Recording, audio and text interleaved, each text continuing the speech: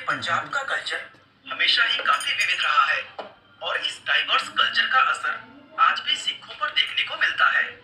आज की अगर बात करें तो इस समय दुनिया में सिखों की संख्या 30 मिलियन के आसपास है, जिसमें लगभग 83% सिख हमारे भारत में ही रहते हैं। भारत के पंजाब राज्य में सिखों की जनसंख्या लगभग 60% है, जबकि भारत की कुल जनसंख्या में सिखों का योगदान सिर्फ 1.72% है। इसके अलावा सिख दुनिया के और भी बहुत से देशों में फैले हुए हैं, जिसमें United kingdom, Canada, America, Australia और मलेशिया जैसे देशों के नाम शामिल हैं। आपको जानकर हैरानी होगी कि भारत के बाद सिखों की सबसे ज्यादा आबादी कनाडा के अंदर रहती है। इस समय कनाडा की कुल जनसंख्या में सिखों का योगदान लगभग 1.5% है। दोस्तों, सिखों में कुल 10 गुरु हुए हैं और ये धर्म उन्हीं गुरुओं की शिक्षाओं पर आधारित है।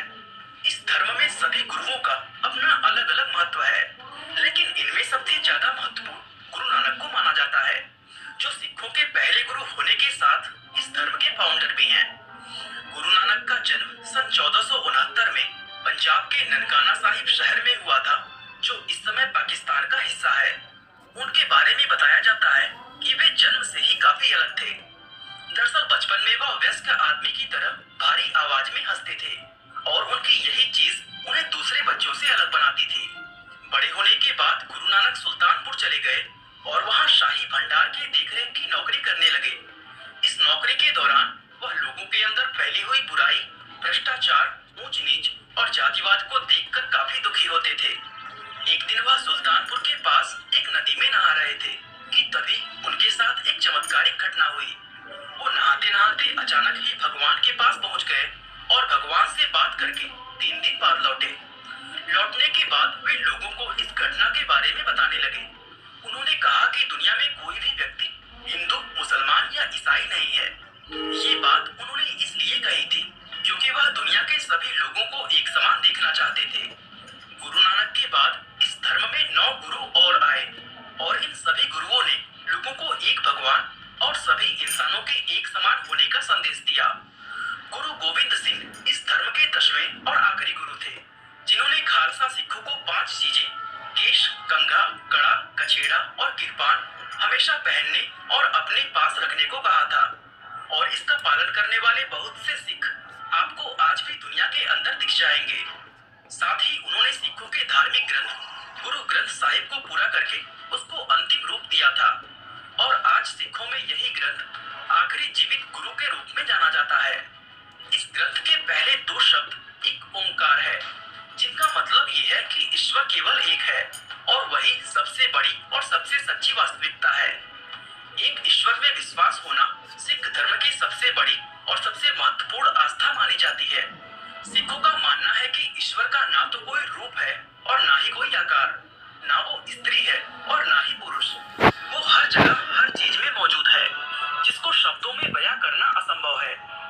गुरु नानक हमेशा इस बात पर जोर देते थे कि एक ईश्वर को कई अलग अलग तरीकों से समझा जा सकता है। किसी के लिए ईश्वर भगवान विष्णु हो सकते हैं, तो किसी के लिए अल्लाह या फिर कोई भी अन्य नाम जिसमें लोगों की आस्था हो, वो भी गुरु नानक का ईश्वर हो सकता है। इसलिए किसका भगवान सच्चा है और किसका भगवान झूठा, लोगों को इस बात पर लड़ना नहीं चाहिए। दोस्तों, सिख धर्म लोगों के कर्मों के अनुसार उनके स्वर्ग और नर्क में जाने पर आधारित नहीं है, बल्कि इस धर्म में पृथ्वी पर इंसानों के जीवन को ही नर्क माना जाता है, क्योंकि उनके अनुसार इंसान मरने के बाद अपने कर्मों के आधार पर अलग अलग रूपों में बार बार जन्म लेता है। ये एक जाल की तरह है जिसमें हर इंसान मुक्त होना चाहता है। इसलिए सिख धर्म में हर व्यक्ति का लक्ष्य अपनी आत्मा को ईश्वर से जोड़कर पुनर्जन्म के इस चक्र से मुक्त होना है। और ऐसा तभी संभव है जब एक इंसान खुद को अहंकार से पूरी तरह मुक्त कर लेगा। दोस्तों, सिखों में इसको मुक्ति प्राप्त का रास्ता कहते हैं, जो कि हिंदू धर्म में मोक्ष प्राप्ति के समान है। दोस्तों, सिखों का ऐसा मानना है कि इंसान माया के जाल में फंसकर ईश्वर से दूर हो जाता है। आपकी जानकारी के लिए बता दें कि जो भी चीज इंसान को ईश्वर से दूर करती है, वो माया कहलाती है। गुरु नानक कहते हैं कि माया ईश्वर और इंसान के बीच मौजूद एक दीवार है, जो 5 चोरों से मिलकर बनी हुई है। इन 5 चोरों के नाम हवस, क्रोध, लालच, लगाव और अहंकार है। और ये हर एक सिख का कर्तव्य है कि वो इन पांचों चोरों से मुक्त होकर अपना जीवन बिताए, क्योंकि जब तक वह इन पांचों चोरों को नहीं छोड़ता तब तक उसको मुक्ति नहीं मिलती है। गुरु नानक कहते थे कि दुनिया में जितनी भी परेशानियां और मुसीबतें आते हैं वो सभी इंसान के अहंकार और माया की वजह से होते हैं। वो कहते हैं कि जो भी व्यक्ति माया के चक्र में फंसकर अपना जीवन बिताता है, सिखों में उसको मनमुख कहा जाता है। वहीं दूसरी तरफ जो व्यक्ति मोह माया और अहंकार को त्याग कर प्यार, सच्चाई, संतुष्टि और सहानुभूति के भावों को अपनाकर ईश्वर का ध्यान करते हुए अपना जीवन जीता है, तो उस इंसान को गुरुमुख कहा जाता है। दोस्तों, गुरु नानक देव ने बताया था कि सिख धर्म के 3 पिलर हैं और इन पिलर्स में बताए गए तरीकों को फॉलो करके कोई भी इंसान गुरुमुख बन सकता है। सिख धर्म के पहले पिलर का नाम जपो है, जिसका मतलब ईश्वर यानी वाहे गुरु का नाम जपते हुए हमें हर रोज ध्यान लगाना है। इसके बाद दूसरा पिलर है कीरत करो। इसका मतलब कड़ी मेहनत करते हुए हमें ईमानदारी से अपना जीवन बिताना है। और आखिर में तीसरा पिलर आता है वंड चखो। इसका मतलब अपनी कमाई हुई धन को दूसरों से शेयर करना है। इसके तहत सभी सिख लोग अपने धन और संपत्ति को अपने समुदाय में साझा करते हैं। साथ ही सिखों द्वारा गुरुद्वारों और दूसरी कई जगहों पर चलाए जाने वाला लंगर भी वंड चखो का ही एक हिस्सा है। गुरुद्वारों में हर धर्म, जाति और जेंडर के लोगों को लंगर में मुफ्त भोजन करने की अनुमति होती है। हमारे भारत के अमृतसर में स्थित हरमंदिर साहिब सिखों का सबसे पवित्र स्थान है, जिसे स्वर्ण मंदिर के नाम से भी जाना जाता है।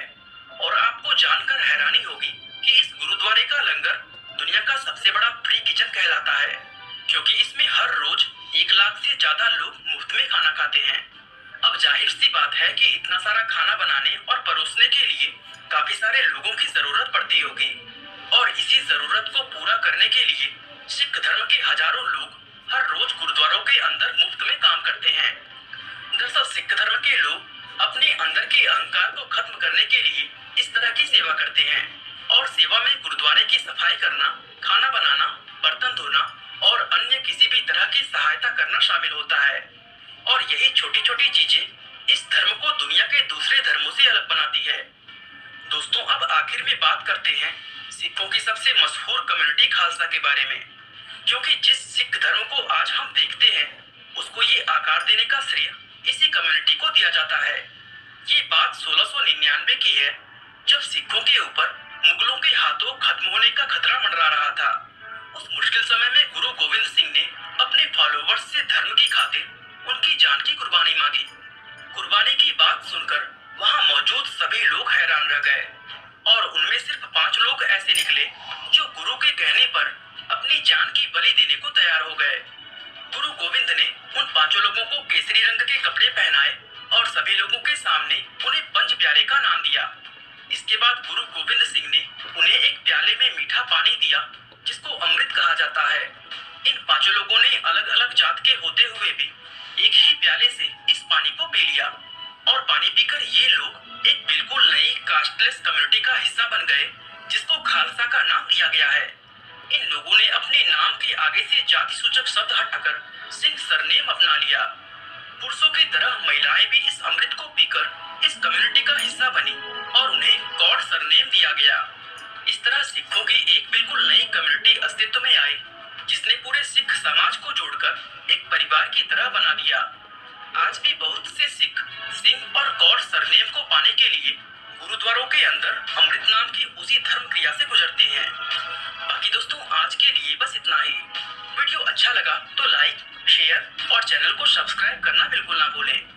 आपका बहुमूल्य समय देने के लिए बहुत बहुत धन्यवाद।